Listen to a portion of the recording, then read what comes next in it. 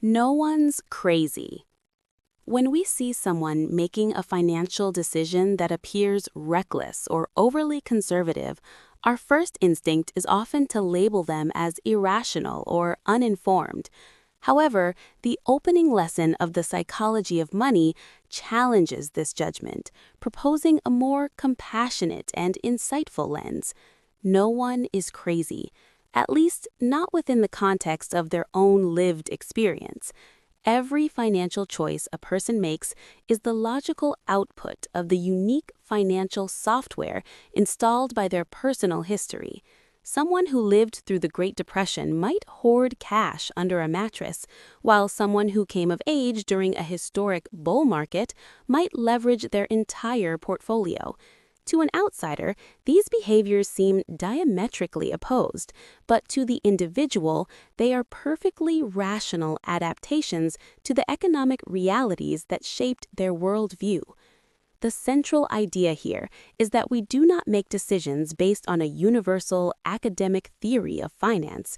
Instead, we operate from a deeply personal financial autobiography, a narrative written by our upbringing, our family's attitudes toward money, our cultural environment, and, most powerfully, our direct experiences with economic booms and busts.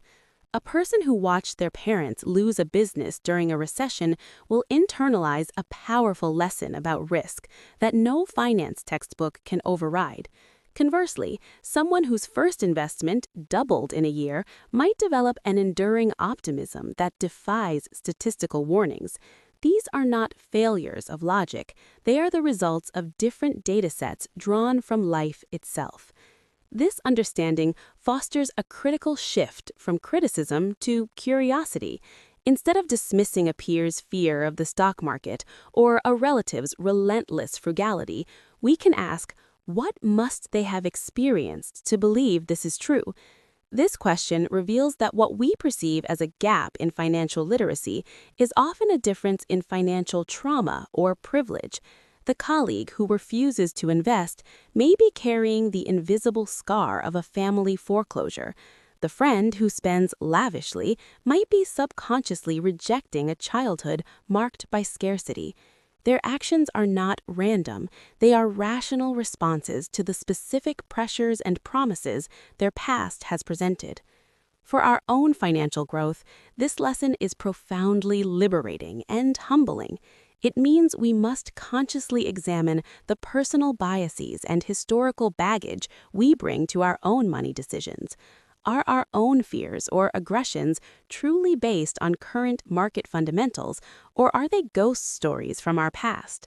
Recognizing that our rational strategy is also a product of our unique journey allows us to question it, to stress test it against a broader set of data, and to build a plan that is informed by history, but not imprisoned by our own narrow slice of it.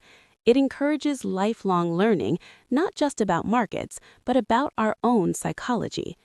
Ultimately, No One's Crazy is a call for empathy, both for others and for ourselves.